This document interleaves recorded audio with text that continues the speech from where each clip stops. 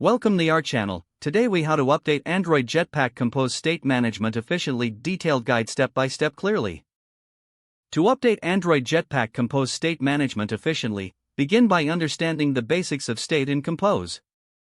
Identify the components of your UI that need to have a state. Use the remember function to hold the state in your composable functions. Define the state variable using mutable stateIf to make it reactive. When the state changes, Compose will automatically recompose the affected UI elements. Update the state variable directly in response to user interactions or events. Consider using ViewModel to hold the UI-related data in a lifecycle-conscious way. This approach helps to separate concerns and manage state more effectively. Use the collectAsState function to observe changes in state flows from your ViewModel. Leverage live data or stateflow to manage more complex data streams. Ensure your UI only reads state variables from the ViewModel to avoid unnecessary recompositions. Implement derived state using derived stateIf when you have computed values based on other states. Keep your composable small and focused to improve readability and reusability.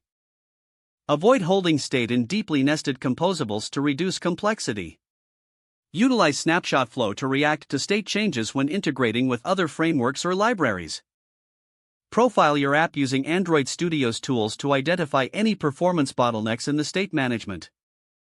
Test your app thoroughly to ensure that state updates are working. By following these practices, you can manage state efficiently in your Jetpack Compose applications. If the page does not load, refresh the browser or try again in a private or incognito window.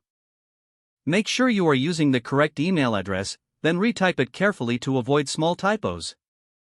If your password is not accepted, use the reset option and create a new strong password you can remember.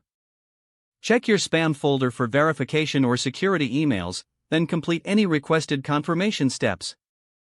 Enable two-factor authentication if available to improve account security and reduce unauthorized access risk. After signing in, review your profile details so your contact information and settings are accurate and current. If you see an error message, note it down and try again after restarting your device and internet connection. Log out when you finish, especially on shared devices, to keep your account and payment information secure. If the page does not load, refresh the browser or try again in a private or incognito window. Make sure you are using the correct email address, then retype it carefully to avoid small typos. Don't forget to like this video and subscribe to our channel for more step-by-step tech guides.